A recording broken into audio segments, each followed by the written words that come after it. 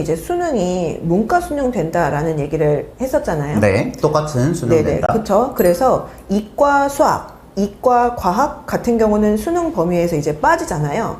그러다 보니까 내신에서 이 과목들이 갖는 변별력과 의미는 그럴 더 수밖에 없겠다. 커질 수밖에 없어요. 네네네. 만약에 대학에서는 학생의 미적분에 대한 역량이랑 물리 원투에 해당되는 어떤 역량을 알고 싶겠죠. 네. 그죠? 그래서 그 부분을 수능 시험으로도 지금까지는 확인도 하고, 그 다음에 내신에서도 점수로도 확인하고, 뭐 비교과 탐구 이런 것도 이제 보기도 하고 막 이렇게 봤는데, 문제는 수능에서 이게 범위가 싹 빠져버린 거잖아요. 그래서 이런 특히 이과 수학과 과목들 같은 경우는 내신이 갖고 있는 영향력은 사실은 좀 더 커질 거예요. 여기서 하나 더 이제 좀 더 학생들이 좀 더 부담스러운 상황일 수밖에 없는 부분이, 현재 고등학생들까지는 과학으로 치면 물화생지 1까지는 등급이 나오고, 물화생지 2 같은 경우는 더 어려운 과목인데도 불구하고 등급이 안 나와요. 그런데 현 중3부터 전부 다 등급이 나와요. 그래서 물화생지 1뿐 아니라 물화생지 2도 등급이 나오고,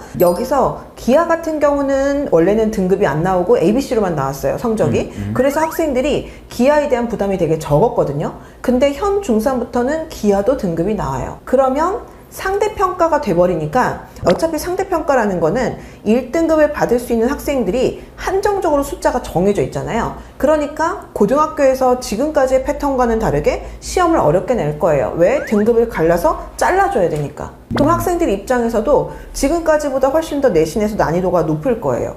그리고 명확한 등급도 나오겠죠. 어려운 물리 2 같은 과목이 학생들이 굉장히 힘들고 어려워도 그래도 못해도 절반 정도는 어쨌든 학교마다 다르지만 A를 줬단 말이에요. 그러니까 만점처럼 보이는 구조였어요, 지금까지는. 그러면은 학교에서 한 절반 안에 든다는 거는 아주 뛰어나고 우수하다까지의 평가를 받는 정도는 아니잖아요. 그냥 성실하게 학교 생활을 했다, 이 정도면 A를 받았는데, 이제는 적나라하게 1등급, 2등급, 3등급 이런 식으로 이게 상위 내가 몇 %인지가 우선은 들어와 주니까, 그렇게 되면 이제 학생들에 대한 학습 부담이 커지고요. 전 사실 오늘 뭘 말씀드리고 싶냐면, 이런 상황이 된다라고 하면은 사실 중학교 때까지의 어떤 학습량이 고등학교 때의 어떤 성적이나 성취 정도에 조금 더 영향을 줄 수가 있어요. 왜냐하면 어려운 과목까지 다 상대평가로 등급을 매겨버리니까. 근데 이제 바뀐 상황에서는 이렇게 되면은 각 대학들이 그런 어떤 물화생지 2 같은 이과 과목들, 심지어 수능으로도 알 수가 없잖아요. 수능 범위도 아니니까. 그러다 보니까 입시에서 이런 과목들이 차지하는 의미가 아마도 바뀌겠죠. 대학들이 이런 것들을 조금 더 잘 보고 싶을 거예요. 근데다가 여기서 조금 더 학생들이 스트레스를 받을 만한 소식이 하나 더 있어요.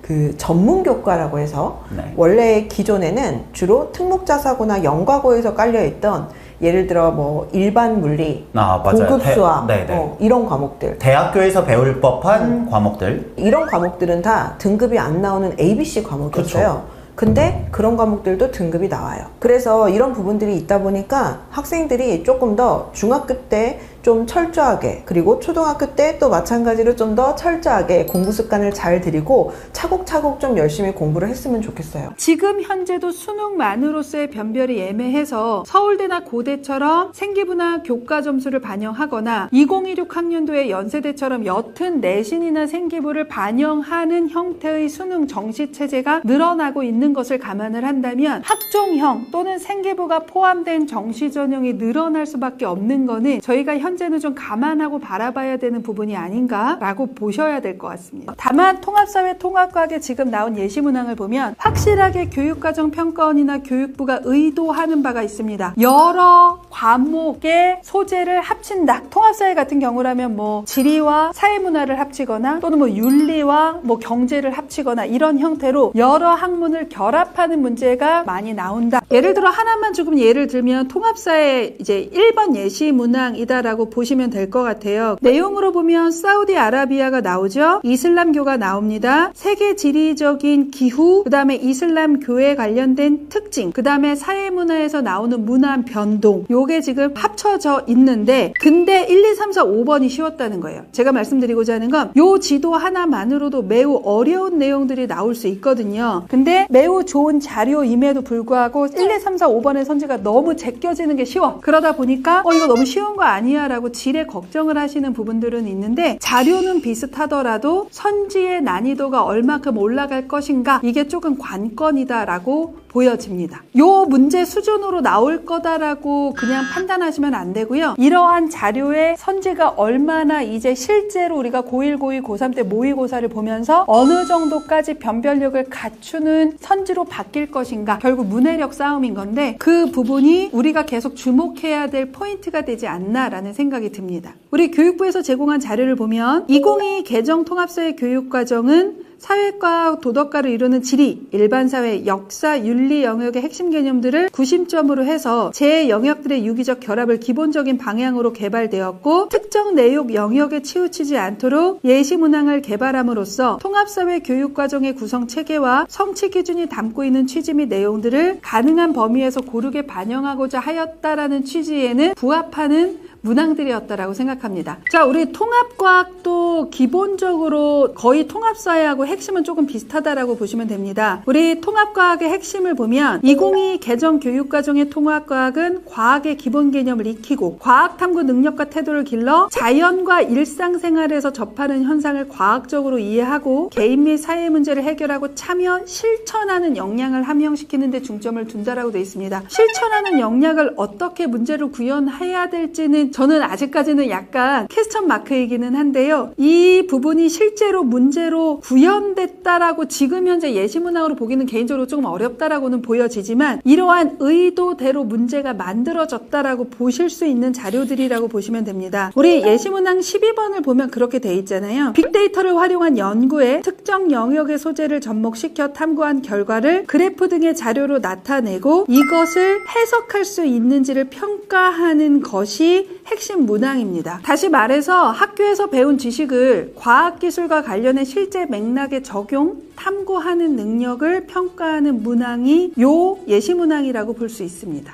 통합사회가 조금 더 여러 학문을 융합하는 형태에 조금 더 방점을 뒀다면 통합과학은 다양한 그래프에서 주어진 조건에 맞는 그래프를 취합하고 그거를 조건에 맞게 해석을 하고 그 해석으로 일반화하거나 규칙성을 찾아내는 능력 이런 것들을 조금 더 많이 요구하지 않나 하는 형태가 조금 더 통합과학은 도드라지는 패턴이라고 저는 좀 보고 있습니다. 두 번째 우리 확정안을 보면 내신체제입니다. 내신 9등급제를 폐지하고 5등급제로 개편한다. 그 다음에 모든 과목에 절대평가와 상대평가 성적을 병기한다는 그대로 가지만 하나가 추가됐죠. 사회과학 융합선택 과목은 성취도별 비율만 발표한다. 즉 절대평가로 기재가 된다. 이 부분이 변화되면서 확정이 됐다라고 봐두시면 될 것 같습니다. 고교 학점제의 지금 현재 수능의 통합사회 통합과학보다도 가장 큰 문제가 되는 건 내신체제 확정안이라고 저는 좀 개인적으로 보고 있습니다. 이 내신체제 확정안을 어떻게 바라보느냐에 따라 어느 학교 라인이 유리하냐 불리하냐가 매우 해석이 분분할 수밖에 없는 상황이다라고 보시면 됩니다. 자, 지금 이렇게 되면 우리 공통과목, 일반선택과목, 진로선택과목은 모두 다 등급이 나오는 거고요. 융합선택과목 중에 국영수가 아닌 사회와 과학입니다. 대표적으로 뭐 사회과학에서 융합선택과목을 보면 여행지리, 역사로 탐구하는 현대세계 같은 과목들이 있고요. 과학에서는 과학의 역사와 문화, 기후변화와 환경생태, 융합과학 탐구 같은 것들만 총 9개 과목만 절대평가로만 기재가 되고요. 이 과목의 특성상 이게 어려운 과목들도 아니고요. 크게 대입에 영향을 미치지 않는 과목들이다 보니까 자유롭게 선택을 해라. 이것까지도 등급의 영향으로 선택을 주저하지 말아라 라는 의미 정도이고요. 가장 지금 문제가 될 수 있는 논란의 핵심은 자, 이 총 8과목. 자, 2과목이 나뉘어진 거죠. 역학과 에너지, 전자기와 양자, 물질과 에너지, 화학 반응의 세계, 세포와 물질 대사, 생물의 유전, 지구 시스템 과학과 행성 우주과학. 지금 현재는 2과목 물투, 화투, 생투, 지투로 되어 있는 과목이 8과목으로 쪼개된 요 과목이 지금 문제가 되는 겁니다. 요 진로 선택 과목이 현재까지는 A, B, C로 나왔기 때문에 아이들이 물화생지 1의 내신 부담이 있다고 하더라도 고3 때 이 2과목의 부담이 없어서 수능과 어느 정도 같이 가는 것이 가능했었는데 이제 요 요런 과목들마저도 모두 다 등급이 상대평가로 5등급제로 변기가 되기 때문에 아무래도 5등급제가 된다고 했을 때 반드시 내신 등급의 변별이 떨어질 것이다 라는 것에 의문부호를 만든 게 바로 요 부분이다라고 생각을 하시고, 요 부분을 모든 전문가들마다도 의견이 모두 달라지는 부분이라고 보십니다. 그러니까 간단하게 내신 5등급제가 됐으니 9등급제에 비해서 내신의 변별이 떨어져, 그러니까 특목자사가 유리해, 이렇게 단순하게 바라보실 수가 없는 거예요. 이 투과목이나 또는 우리 뒤에서 보시면 전문교과라고 얘기하는 고급 과목들이 있습니다. 고급 화학, 고급 물리학 또는 물리학 실험, 생명과학 실험, 이런 식으로 우리가 특목자사에서 ABC로 나와서 아이들이 되게 광범위하게 듣던 과목들조차도 이제는 5등급제가 된다라는 거예요. 단순히 투과목만 등급이 나온다 해서 끝난 것이 아니기 때문에. 그래서 이런 것들을 다 꼼꼼하게 따져보시고 특목자사를 고민을 하셔야지, 어머? 이렇게 되니까 내가 내신 등급을 버틸 수만 있으면 특목자사가 유리한 게 아니야 라고 안일하게 생각하고 들어가셨다가 대단히 큰 코 다칠 수 있는 지금 지점이 생겼다라는 거예요. 종합을 해보면 현재 투과목에 해당하는 것도 등급이 나온다라는 것, 그 다음에 전문교과도 5등급제가 되면서 우리 특목자사에서 매우 많이 했었던 그런 과목들, 그러니까 뭐 미적분 2라던가 또는 심화수학 1, 2라던가 고급 수학이라던가 더 넘어가서 AP 계열의 과목이라던가 또는 이산수학, 선형대수학이라던가 이러한 과목들조차도 선택을 하는 순간 5등급제가 됩니다. 내신의 변별이 떨어졌다고만 볼 수 있을까요? 그리고 이 과목들조차도 내가 5등급제 하에서 무난하게 2등급 이내에 들어올 수 있을까요? 따져봐야 될 문제가 대단히 많아졌습니다. 요 지점 때문에 특목자사가 반드시 유리하다고 보기가 어려워지기도 했고요. 그렇기 때문에 내신 따기 쉬운 일반고가 무조건 불리하다고 보기도 어려워진 지점입니다. 어떤 지점이 더 유불리가 있을지는 아직은 알 수가 없는 상황이다라고 보시는 게 맞지 않을까 싶습니다.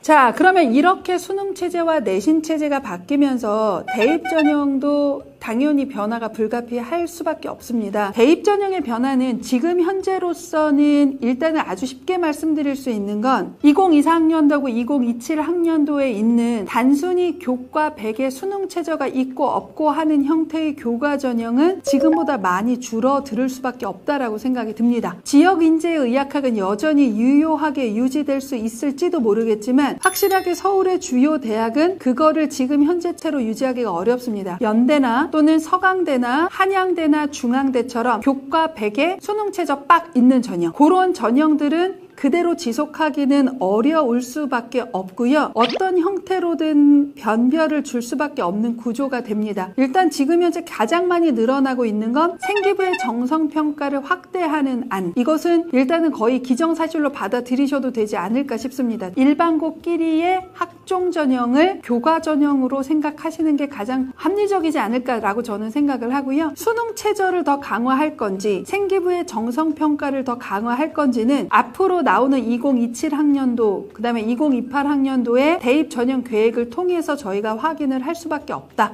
이렇게 보셔야 될 것 같습니다. 2026학년도 대입 전형 계획은 이미 나왔습니다. 우리가 보통 한 2년 전 정도부터는 대학의 입장에서도 2년 후에 이렇게 입시가 바뀔 건데 그러면 우리의 입시를 좀 어떻게 바꿀 거야 하면서 흐름이 좀 나오는 것들이 좀 있거든요. 그러한 흐름들을 한번 좀 읽어보셔도 대학의 방향성을 좀 찾아볼 수 있지 않을까 싶습니다. 그 부분도 하나의 조금 내용이 좀 많기 때문에 제가 나중에 대입 전형 계획을 통해서 바라본 대학의 입장을 한번 좀 정리를 하는 시간을 가져보도록 하겠습니다. 학생부 종합 전형은 지금하고 크게 달라지지는 않을 거라고 생각이 듭니다. 다만 진로 선택 과목과 전문 교과가 모두 다 5등급제로 변기가 되기 때문에 학생부 종합 전형을 준비하는 친구들이 2, 3학년 때 내신의 부담이 저는 줄어들 거라고 생각되지는 조금 않습니다. 그래서 그런 부분들을 할 수 있으면 좀 미리 준비하고 가시는 게 좋겠고요. 만약에 준비할 시간이 없다고 하더라도 그런 것들을 좀 미리 인지하고 내가 대비를 해야 된다라는 생각을 가지고 고등학교로 올라가셔야 하지 않을까라고 생각이 듭니다. 지금은 고등학교를 선택하는 거지 대학을 가는 게 아니에요. 입시의 큰 틀은 바뀌지 않았습니다. 그냥 껍데기가 조금씩 바뀔 뿐이지 입시가 바뀐 게 아닌데 우리 지금 고입 선택하시는 부모님들이 들어오면 2027학년도까지 고민하면서 고입을 선택하세요. 몰라요. 그렇게 하시면 안 됩니다. 딱 하나만 보세요. 우리 아이의 객관적인 지금 상황상 어느 학교를 갔을 때 어느 정도 등급까지 확보할 수 있는가, 요것만 가지고 고교 선택을 하시는 거고요. 그 이후에 유불리는 그때그때 나오는 걸로 벽돌 깨기 하듯이 처리해 나가셔야 됩니다. 그거는 변함이 없습니다. 그러면 2028 대입에서는 특목자사고 대 일반고 어디가 더 유리할까요? 이거는 지금 전문가의 견해가 거의 반반으로 갈리고 있다고 생각하시면 돼요. 결과적으로 가장 큰 문제점은 사회와 과학의 융합 선택 과목을 제외하고 모두 다 5등급제가 됐다라는 이 사실 때문에 그렇습니다. 그러나 하나 확실한 거, 내가 특목자사고가 유리하다고 해서 가서 등급을 버틸 수 있을까를 생각하시면 됩니다. 우리 아이가 특목자사를 진학했을 때 2.99 이내에 있을 수 있느냐 라는 측면에서 그게 가능하냐 가능하지 않느냐가 중요한 거지, 특목자사가 유리하냐 일반고가 유리하냐 라는 것을 고민하시는 건 너무 내 아이의 객관적인 상태를 배제하고 입시적 관점에서만 보시는 것이 아닌가라는 생각이 듭니다. 5등급제로 바뀌면 일반고 중에서도 내신 시험 문제에 난이도가 있는 곳을 선택하는 것이 좋을까요? 아무래도 내신 따기 매우 쉬운 일반고, 그러니까 표준 편차가 20이 넘어가고 A의 비율이 20에서 30% 언더고, 그다음에 평균이 한 50점대인 학교는 아무래도 교과 100의 전형이 남아있지 않는 한은 지금만큼 유리할 수는 없는 상황이다라고 보시면 될 것 같습니다. 그래서 각 지역에서 일반고를 선택한다면 최소한 그 지역 학교 중에 중간에서 중간 이상 학교를 선택하는 것이 여러 입시적으로 어떠한 변수가 있다고 하더라도 그래도 선택지에 폭이 있지 않을까라고 저는 생각합니다. 5등급제가 돼도 일반고 선택 시 학생 수 많은 게 여전히 유리할까요? 네, 5등급제든 3등급제든 9등급제든 무슨 등급제여도 네입니다. 학교를 선택할 때 입시 실적 대 교육 환경 중 어떤 것을 더 중요하게 따지는 것이 좋을까요? 입시 실적을 따지는 것을 어느 정도 수준으로 하실 수 있느냐에 따라 다릅니다. 그러니까 단순하게 어느 학교를 몇 명을 보냈다가 중요한 게 아니라 어느 전형으로 어떻게 갔다까지 내가 정보를 확인하실 수 있지 않는 한 입시 실적은 대단히 애매하게 기재되는 경우가 대단히 많습니다. 그렇기 때문에 학교를 선택할 때는 그냥 큰 틀로 우리 지역의 일반고라면 여기 내신 따기 어려운 학교, 내신 따기 쉬운 학교, 종합이 조금 더 되는 학교, 종합은 안 되고 교과로 가야 하는 학교, 재수생의 비중이 많은 학교, 재수생이 조금 덜한 학교, 이 정도로만 구분해 주시고 선택을 하셔야지 실질적으로 조금 더 중요하지 않을까 하는 생각을 합니다. 고등학교 입학하기 전에 꼭 하고 가면 좋을 것들 알려주세요. 저는 기본적으로 가장 중요하다고 하는 건데요. 첫 번째는 매일매일 일정하게 공부하는 공부 습관을 들이는 거. 이거 중3 때만 할 수 있습니다. 이것이 되어 있느냐 되어 있지 않느냐는 실은 고1, 고2, 고3을 거치면서 엄청난 차이가 나옵니다. 그래서 항상 일정하게 앉아있는 습관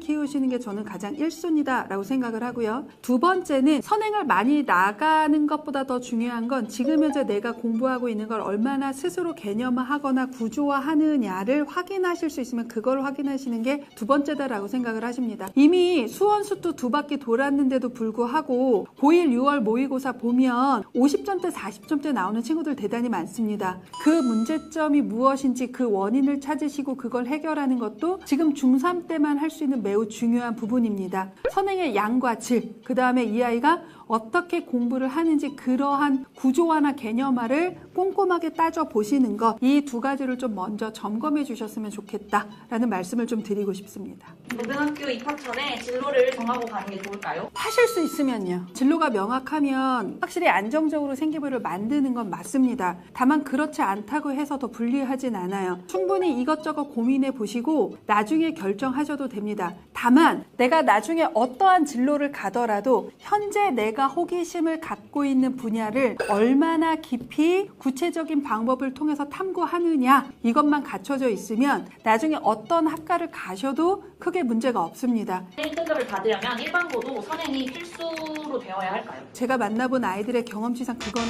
아닌 것 같고요. 다만 알다시피 어떤 지역이냐 또는 내신이 좀 치열한 지역의 일반고냐 아니면 내신 따기가 조금 쉬운 지역의 일반고냐에 따라서도 모두 다 다르기 때문에 내 아이의 학업 역량이 어느 정도에 선행은 어떻고 현재 고1 모의고사를 풀어보면 어느 정도 돼. 그걸 먼저 확인을 하시고 그 다음에 아이의 성향에 따라서 선택지가 달라질 수밖에 없다 있다라고 보셔야 됩니다. 다만 이제 달라진 고교학점제는 지금보단 조금 더 정성평가가 가미된 교과 전형이 늘어날 수밖에 없는 구조를 감안을 한다면 학교 프로그램도 이전에 비해선 조금 더 중요해진 시점이 돼버렸습니다. 특목자사고를 가려면 수학, 과학의 선행이 최소한 어느 정도까지 필요할까요? 보통 그래도 특목자사를 간다라고 하는 친구들이 이 정도 선행했어요의 평균치 정도를 말씀을 드리면 일단 수험 수투는 고3 수능까지는 무난하게 좀 푸는 정도, 그리고 미적은 아직은 그 정도까지는 안 해도 기본적인 거, 그러니까 우리가 뭐 센이라던가 이 정도까지 푸는 것도 솔직히 약간 좀 부족한다라고 좀 보는 것 같고요. 그 다음에 물원 하원은 일단은 좀 여러 번 보고, 그 다음에 생은 유전 정도까지는 일단 기본 평균 그 정도는 하지 않나라고 일단은 보이는데요. 선생님이 보실 땐 좀 어떻게 보시는지. 이제 이 고교학점제로 들어가게 되면은요, 지금 저희가 말씀드린 것보다 더 땡기화될 수 있습니다. 지금 이슈 자체가 어떤 교과목을 배웠느냐에 따라서 대학 입시에서 많이 이제 갈라지게 되는 상황인 거잖아요. 그렇기 때문에 전문 교과목이라는 그런 과목들을 3학년 2학기 때 배우는 거는 아무 의미가 없는 겁니다. 이 상황에서는. 그러면 3학년 1학기 이전에 그러한 전문 교과목들을 배워야 되는데, 그러려면은 수학만 놓고 본다고 하면 수학을 고등학교 1학년 때 공통수학원, 공동수학들을 배우고 2학년 때 대수, 미적분 원을 배우면서 뭐 확통 기하를 배우고 3학년 1학기 때 미적분 기하를 배워버리는 순간 뭔가 고급 수학 이런 걸 배울 수 있는 상황이 아닌 거죠. 그걸 땡겨야 하는 거죠. 고교학점제니까 그게 가능하거든요. 특목자사는 좀 언제부터 준비를 해야 하는지, 그 다음에 학원에 문의하고 이제 좀 본격적으로 다니는 시기는 어느 정도가 좀 적당한지를 얘기해 주신다면 어떻게 말씀해 주실 수 있을까요? 네, 보통 학부모님들이 특목자사 입시도 영재과고 입시처럼 뭔가 좀 몰입식 교육을 하는 걸로 잘못 알고 계시는 것 같은데, 일단은 기초교과목인 국영수에 대한 역량을 키우는 게 제일 중요합니다. 그리고 내신 성적을 A로 유지시키는 것도 되게 중요한 거고요. 그래서 그거를 먼저 만족시키는 상황에서 틈틈이 입시 준비를 해가는 거지, 어느 기간에 몰입해서 입시 준비를 딱 하는 그런 게 아니거든요. 최소한 중학교 3학년 3월, 늦어도 5월에는 시작을 해야지 꼼꼼하게 준비할 수 있다 라고 생각하실 수 있고요. 보통 과학고랑 영재고를 같이 준비하는 편인데 영재고와 과학고의 자소서 준비 내용은 비슷할까요? 일단 주제 면에서는 좀 차이가 날 수 있는데요. 영재고 같은 경우에는 실험 탐구나 이론 탐구 등 어떤 거든 쓸 수 있습니다. 단 깊이 있는 내용으로 작성을 하면 되는 거죠. 근데 과학고는 좀 다른 게 본인이 직접 생각하고 활동했던 그러한 내용이 담길수록 좋다라는 것. 그리고 또한 선행이 너무 많이 들어가 있으면은 별로 좋아하진 않는 것 같더라고요. 아이들이 고등학교 올라가기 전에 국어도 영어도 과학도 수학도 다 잘 챙겨서 올려보내고 싶은 마음은 이해합니다만, 아이의 부족한 부분을 메꾸기 위해서, 이런 저런 부족한 부분을 메꾸기 위해서 수학 학습량 자체를 줄이는 거는 절대 안 돼요. 그렇죠. 그게 제일 저는 위험하다 보는데, 어머니들이 어렸을 때부터 수학을 많이 시켰기 때문에 국어가 애가 부족하다 싶으면은 수학을 빼시려고 하더라고요. 많이 해왔으니까. 근데 그게 정말로 독이 되는 거잖아요. 그런 일만 없었으면은 좋겠습니다. 네. 2028 대입은 그때그때마다 나오는 상황에 즉각적으로 대응하는 능력이 중요한 거지, 지금 딱 이 시점에서 어떤 게 더 유리하고 어떤 게 더 불리하다라고 얘기할 수 있는 게 없다라는 것이 저의 가장 중요한 결론이다라는 걸 우리 식구들이 꼭 잘 이해해 주셨으면 좋겠고요. 가장 강조하고 싶은 말씀은 어떻게 입시가 바뀌더라도 결론은 동일합니다. 어떤 아이들이어도 국영수를 잘하는 애가 못 가는 입시는 존재하지 않습니다. 2022 개정교육과정을 문과, 이과, 그러니까 인문계열과 자연계열로 비교했을 때 자연계열의 변화가 훨씬 더 큽니다. 자, 2015년 교육과정에서 우리가 전문교과라고 불렸던 과목들이 있어요. 그래서 예를 들어 고급 물리학, 물리학 실험, 심화수학 등등등. 자, 이런 과목들이 주로 이제 특목고나 자사고에서 이수할 수 있었던 그런 과목들인데, 그 과목들이 과학 계열이라는 교과로 편성이 되었고요. 그리고 일반고에서도 개설, 그리고 이수할 수 있는 기회가 굉장히 늘어났어요. 그쵸? 근데 외국어고는 문과예요. 그렇죠. 그렇다 보니까 상대적으로 자연계열은 이제 개정 교육 과정에 따라서 어떤 선택 과목을 이수했는지에 따른 영향이 좀 큰데, 인문계열 학과는 사실 크지 않다. 특히 외고는 더더욱이나. 그래서 전 찐 문과 학생들은 외고 많이 추천을 합니다. 오히려 2028이 외고 학생들한테는 좀 기회가 될 수 있다는 생각이 좀 들고요. 그래서 외고 찐 문과 가셔도 괜찮다라고 말씀을 먼저 드릴게요. 자, 이제 2022 개정교육과정을 좀 더 면밀히 살펴보도록 하겠습니다. 자, 표를 보시게 되면 교과는 이제 국어, 수학, 영어로 분류가 되어 있고요. 분류 1번에 보시게 되면 보통교과, 국어는 보통교과, 그리고 영어도 보통 교과만 있어요. 근데 수학은 보통 교과에 과학계열 교과가 지금 표시가 되어 있죠. 그리고 분류 2를 보시게 되면 공통, 일반, 진로, 융합 이렇게 지금 분류가 되어 있습니다.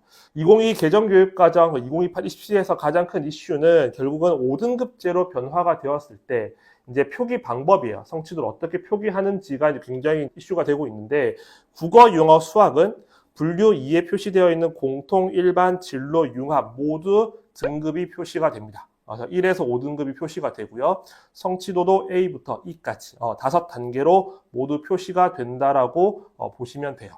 과학과 사회를 보도록 할게요. 자, 과학도 마찬가지로 보통 교과와 과학 계열 교과로 분류가 되어 있죠. 그리고 과학 계열을 보시게 되면 진로라는 과목에 고급 물리, 고급 화학, 그리고 고급 생명, 고급 지구, 그리고 과학과제 연구가 지금 있고요.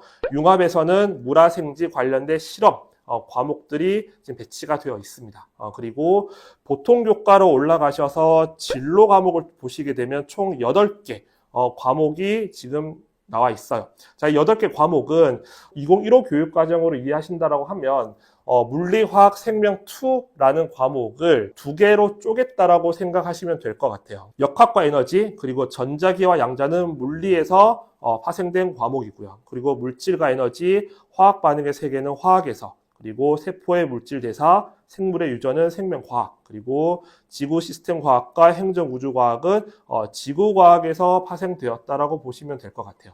그리고 밑에 있는 융합은 과학의 역사와 문화, 그리고 기후 변화와 환경 생태, 융합 과학 탐구 이렇게 배설이 되어 있네요. 자, 일단 여기서 여러분들 좀 기억하셔야 될 것은 제가 국어, 영어, 수학은 공통, 일반, 진로, 융합이 모두 등급으로 표시가 된다라고 말씀을 드렸는데 과학과 사회교과에서는 융합으로 분류되어 있는 과목들은 등급이 표시가 되지 않아요. 전국 단위 자사고부터 좀 비교를 해 보도록 할게요. 제가 어떤 학교인지는 말씀드리기가 좀 힘들고 전국 단위 자사고 중에서 한 고등학교를 제가 교육과정을 가져와 봤습니다. 자, 보시게 되면 전국 단위 자사고라는 학교는 특이한 교육과정으로 우리 학교가 어떤 학교입니다라는 것을 표시를 하게 돼요. 보통 그런 과목들을 1학년 때 개설을 많이 합니다. 근데 1학년 1학기부터 개설하는 학교는 거의 없고요. 보통 1학년 2학기 때 어떤 특이한 과목을 개설을 하죠. 그래서 이 학교도 지금 물리학이라는 과목은 1학년 2학기 때 개설이 됩니다. 이걸 보는 순간 이 학교는 전국 단위에 어디겠구나 정도를 이제 우리가 유추를 해 볼 수가 있죠.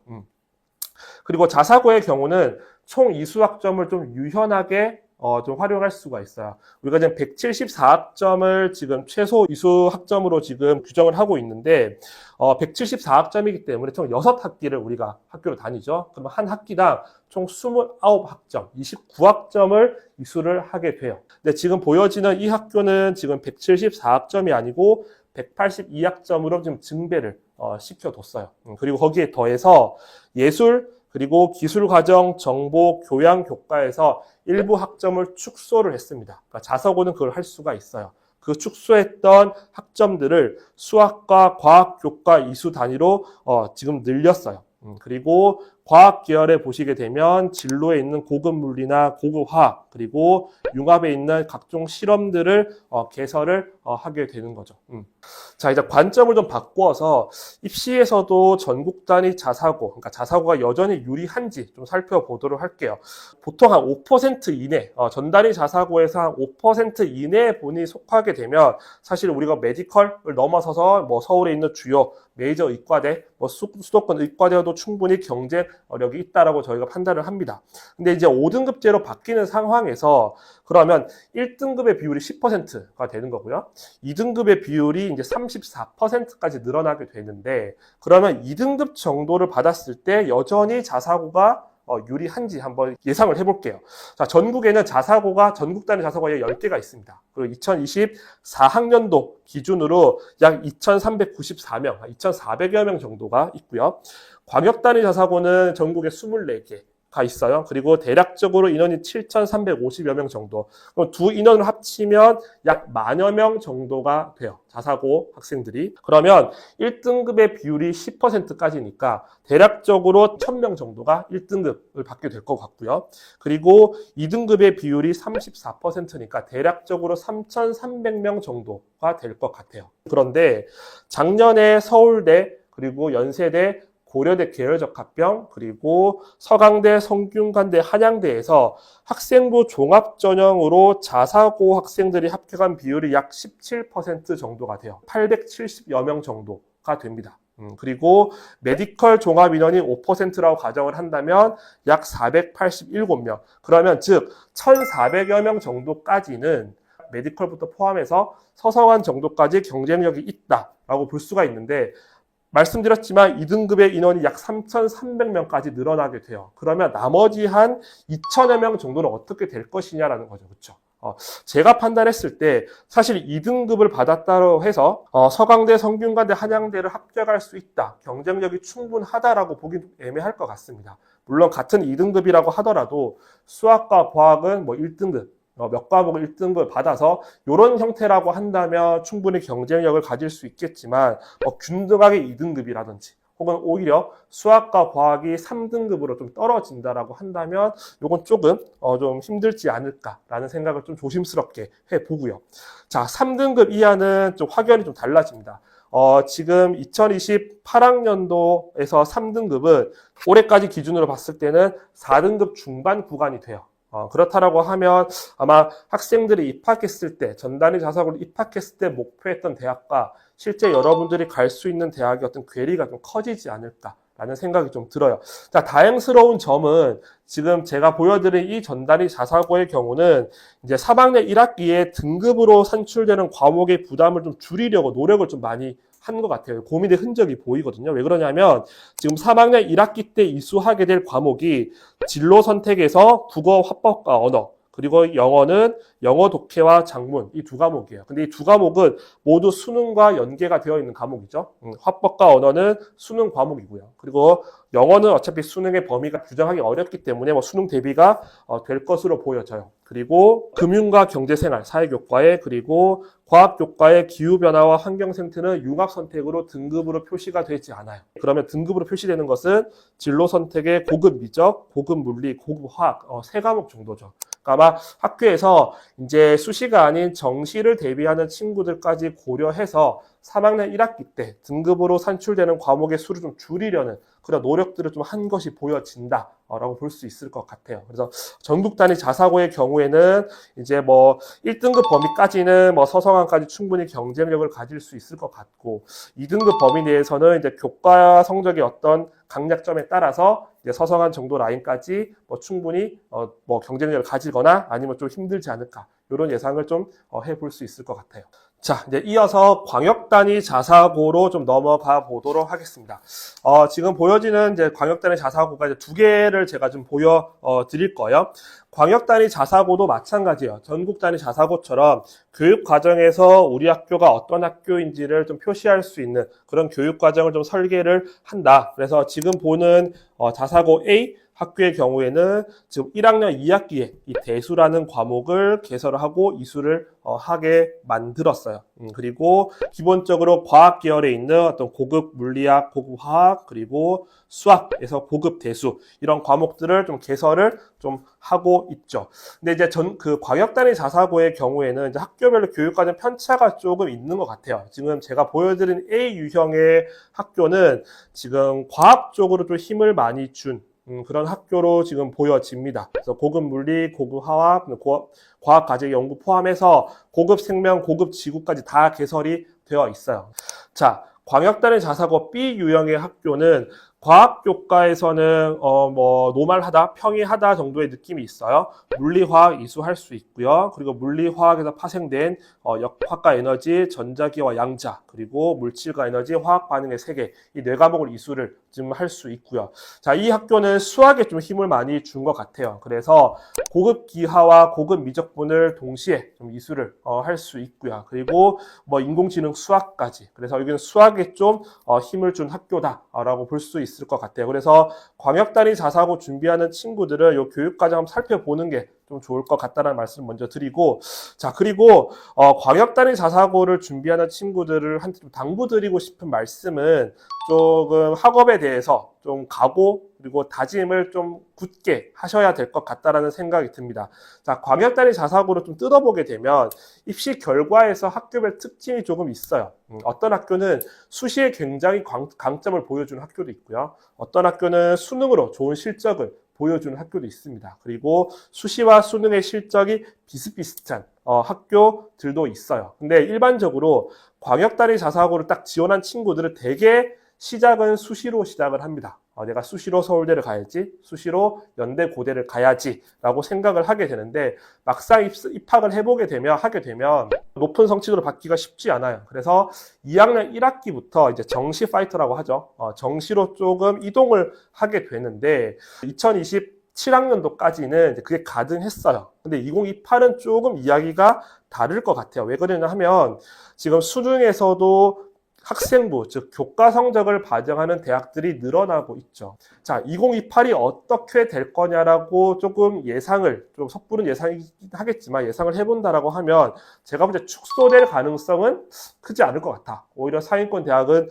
늘어났으면 늘어났지 축소될 것 같지는 않다라는 거예요. 그러면 과거처럼 내가 내신을 버리고 완전 정시 파이터로 올인하기에는 내신을 반영하는, 즉 학생부를 반영하는 대학교를 지원할 경우에 지금 불리함이 발생할 수 있다는 거예요. 뭐 아직까지 대학교에서 구체적으로 어떤 형태로 반영을 하겠다라는 것까지 발표하진 않았겠지만 이제 여러분들이 대학교 갈 때쯤 되면 2027년도죠. 2017년도가 되면 다 발표가 될 텐데 어쨌든 수시와 수능 모두를 잡아야 되는 상황이 될 것 같다.